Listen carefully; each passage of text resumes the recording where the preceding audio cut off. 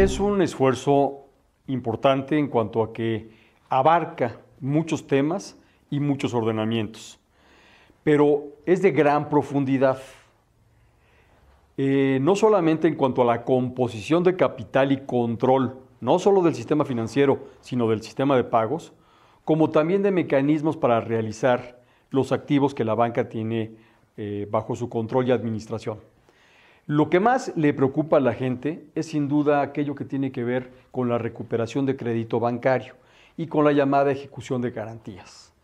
Aquí lo primero que hay que decir es que hay que hacer mucho trabajo en esta iniciativa de fondo y de forma, porque la forma que se utilizó para presentar algunas figuras jurídicas es de tal inconveniencia que va a necesitar cirugía mayor. Por ejemplo, se habla del arraigo. Y el arraigo obviamente es una figura que está ya en desuso en muchos países porque violenta tratados internacionales y violenta también de alguna manera el texto constitucional mexicano. Debemos de recordar que por deudas de naturaleza civil no existe prisión. Por lo tanto, pensar en el arraigo, que no es sino una emanación de la incompetencia de las autoridades administrativas y judiciales, dado que no pueden integrar correctamente los expedientes para hacer la acusación, y el arraigo ha servido para evitar la evasión de funcionarios, perdón, de delincuentes, en lo que las autoridades hacen su trabajo, que es integrar un expediente.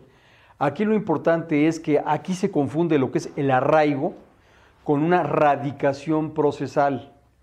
¿Qué diferencia hay? Pues que en el arraigo hay una inmovilización del sujeto, hay una restricción a la libertad de tránsito, en tanto que lo que quieren proponer es una radicación procesal.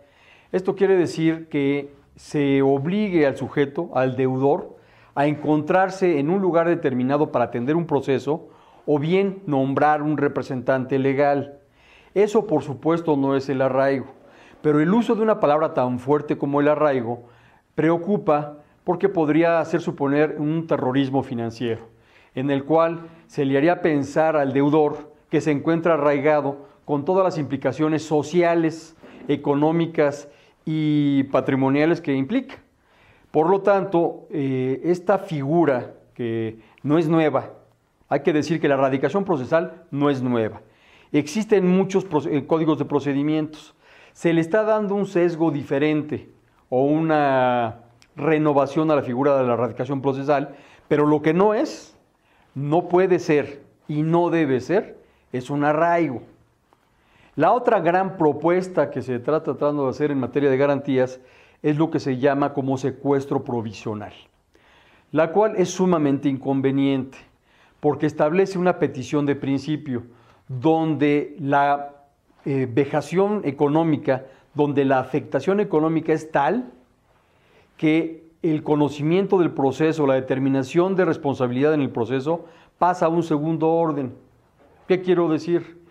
De permitirse secuestros provisionales en contra de los deudores, la mayor preocupación y presión del deudor no va a ser en quién tiene la razón, en si debe o no debe y cuánto debe, sino lo importante va a ser que está siendo privado de bienes de los cuales él necesita, en muchas ocasiones, para poder desarrollar su ocupación, profesión o industria. Entonces, se da aquí un mecanismo de presión más que una efectiva protección de los intereses del acreedor. Ahora, debemos también decir que tenemos ya prácticamente 15 años atendiendo una presión de la banca internacional para que se mejoren, modifiquen o alteren los mecanismos de procedimientos procesales y la ejecución. Sin embargo, en esos 15 años se ha cumplido la premisa de cambiar la ley para agravar la condición del deudor, pero nunca se ha cumplido la oferta de dar mejor y más crédito. Siempre durante esos 15 años, en cada convención bancaria, en cada reunión con banqueros, se hablaba de que para poder prestar más y mejor se requerían reformas. En esos 15 años hubo reformas. Prácticamente la pluma la llevó la Asociación de Banqueros de México y jamás hubo una mejoría en la cantidad y calidad del crédito. Por lo tanto, hay que revisar muy bien esta reciprocidad, esta bilateralidad en el ofrecimiento. No pueden seguirse dando reformas de manera indiscriminada en materia procesal si no hay un compromiso puntual y efectivo en materia de tasas de interés, pero particularmente en margen financiero. Las comisiones que se pagan en nuestro país son definitivamente usurarias. Las calidades y cantidades que existen entre las activas y las pasivas son completamente inusitadas. Decir que no hay usura en el sistema financiero mexicano es simple y sencillamente mentir. Ahora, también se da una reforma en cuanto a la creación de juzgados de distrito mercantiles. Y aquí es importante decir que si se va a dar una modificación para una reconfiguración en materia mercantil para un conocimiento especializado, debe ya de darse el siguiente paso. Y este es eliminar la concurrencia. Los juzgados locales de lo civil, no deben de ser los encargados, ni debe recargarse en la justicia local, la materia bancaria. La materia bancaria es federal.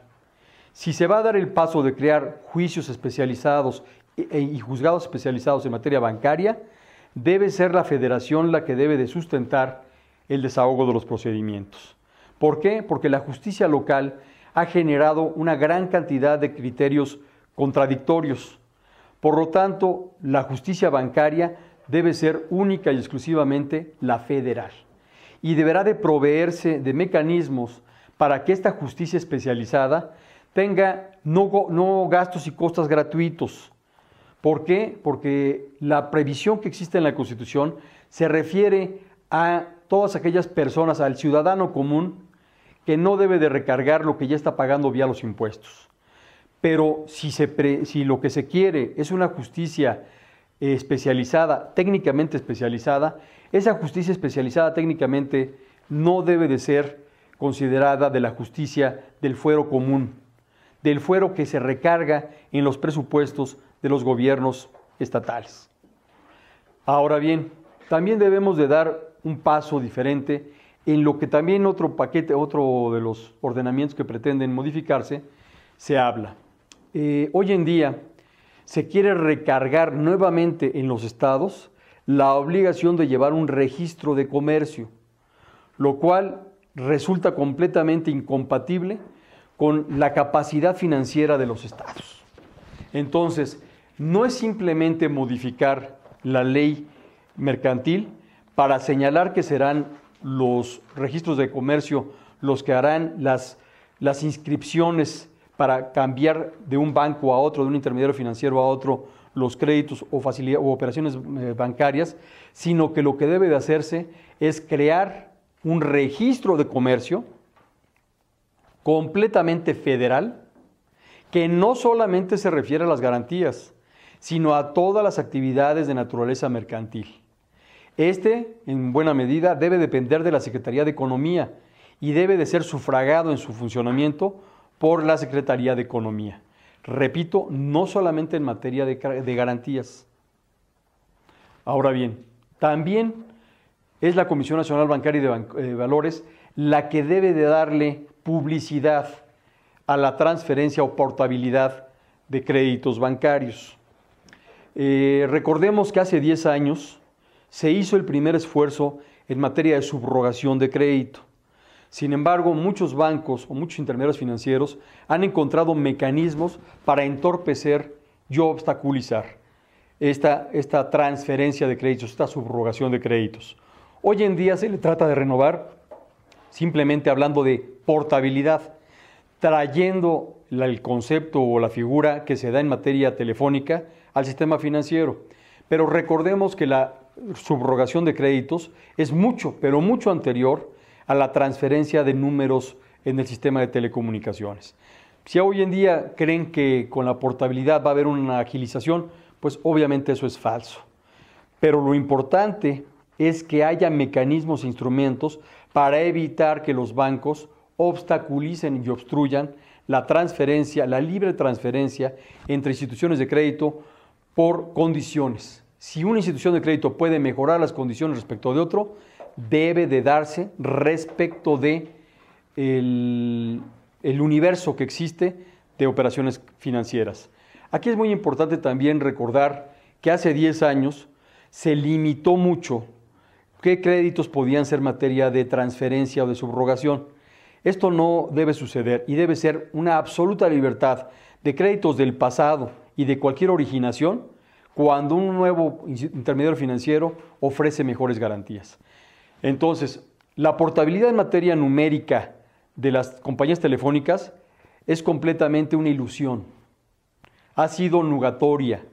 A través de una serie de obstáculos de naturaleza técnica, las compañías telefónicas han hecho completamente fantasioso la portabilidad numérica. Lo que debe hacerse en materia financiera es evitar que a través de alegaciones de naturaleza técnica o financiera se vuelva también nugatoria la portabilidad de créditos, la subrogación de créditos. Esta es otra de las propuestas que trae este paquete que deben de verse con lupa, porque los mecanismos e instrumentos que vienen planteados en la reforma carecen de sustento jurídico, lógico y conceptual. ¿Por qué? Se habla de que la fracción 121, que el artículo 121 de la Constitución da ocasión y oportunidad a la Federación para regular una serie de requisitos y mecanismos para que se dé entera fe y crédito a ciertos actos que se dan en todo el país. Pero de ello no puede desprenderse que la Federación le puede imponer a los estados la obligación de sufragar una situación de prestación de servicios de forma gratuita. ¿Por qué? Porque lo que dice esta reforma es que se le imponga la obligación de inscribir a los estados de manera gratuita las transferencias de crédito, cuando la originación de esas transferencias es de naturaleza federal y no existe en el 121 la capacidad o facultad de la Federación para imponerle un costo o el no costo a un estado. Por eso lo que debe de hacerse es que este nuevo mecanismo o esta nueva dinámica que se le dará a la subrogación de créditos debe hacerse desde el punto de vista federal. Los registros de comercio deben de subtraerse de la esfera de los estados y debe ser sufragado el registro de comercio en su totalidad por la autoridad federal.